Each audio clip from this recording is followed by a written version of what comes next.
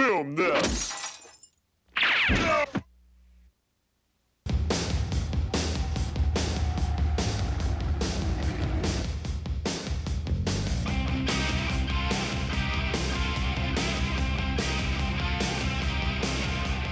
Hello, I'm Steve Jones, and we're here in my house in California. I'm not going to tell you the address, but it's in the hills somewhere. Let's say that. Looking down the highway, babe, thinking about a place to run.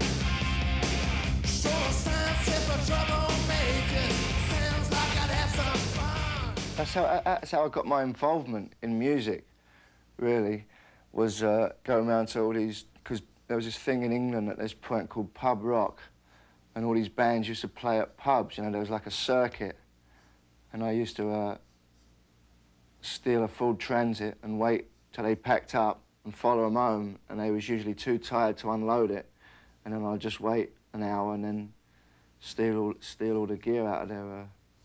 That was something I'd do on a nightly basis, you know. And it was exciting to me. That was my involvement. You know, as stupid and as crazy as it sounds, that was my involvement to rock and roll, you know. I couldn't fucking play any instruments. You know, I just wanted to be involved in it some way or another, and that was the way I was involved in it, you know. Until I decided that I had all this fucking gear, you know, and I thought it might be a good idea if I learned how to play something, you know. Took a ride to that two-bit sound, couldn't see nobody around. Then a man tried to slash my face. Welcome to this town. I'm a freedom fighter. Here I go. That short time the Pistols was together, there was so much going on. I never done heroin when I was in the Pistols. And it was just, I was just having such a laugh, you know, because it was so much excitement for like that 3 years. We was together, maybe a little bit longer, that when that finished, I didn't know what to do with myself. You know, there's no way you could do something after that which could compare with what the Pistols, you know. And I just had no interest in doing anything. And then, you know, heroin came around the corner and I just totally got involved with it. And I didn't really do anything. You know, I was in a couple of bands, a band called The Professionals, which was me and the guy from the drummer from the Sex Pistols. Then I had a band after that called Checkered Past, was with a few other guys, and all this time I was like in and out of, you know, rehab places, and then shooting dope. It was like, it was a nightmare, really. I weren't having fun. I just didn't know what else to do.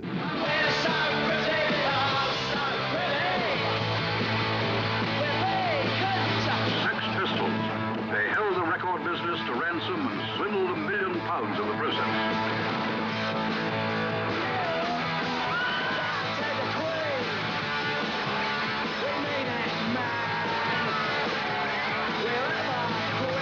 Sex Pistols.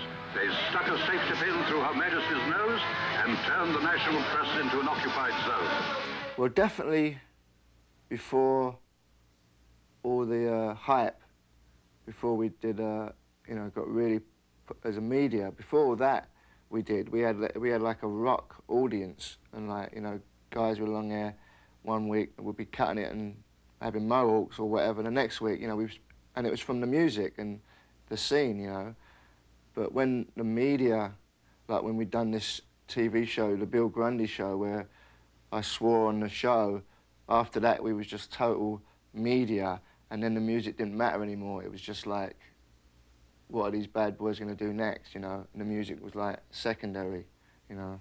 I think people now get the gist of what we was at musically, you know, and how good we was and what a good record we made, you know. But that's like 12 years later, you know. It only went gold about a year ago. Never mind the bollocks. You dirty sod. You dirty old man. Keep going, go on. You've got another 5 seconds. Say something outrageous. You dirty fucker. Clever boy. What a fucking rotter. I couldn't get a record deal to save my life at first because I had a bad reputation with all the drugs and that, you know. But it took a while. It took a couple of years to get a record deal with a lot of hard work, you know. Working with people like Andy Taylor and Iggy Pop you know. And then I got my own deal after people saw that I was back on my feet and I wasn't joking again with all the drugs. You know? I'm a human racer. Watch me run. I'm a pain reliever. I'm a fur believer. I'm a freedom fighter. Here I go. You know, I like the band I got. It's really powerful having 3 guitar players.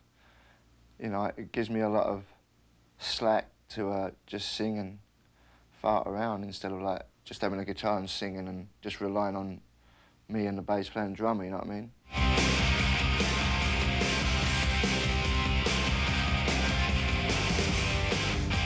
Yeah, didn't I hear a story that you used to get blowjobs behind your amp while on stage? Yeah, once I did that. So once. that was a one-time thing. Yeah. It was, Keep playing. yeah, it was in the key of A, it was easy. Just playing A, oh, this is great. I couldn't come there, it's like too hectic. Too much else going on around me.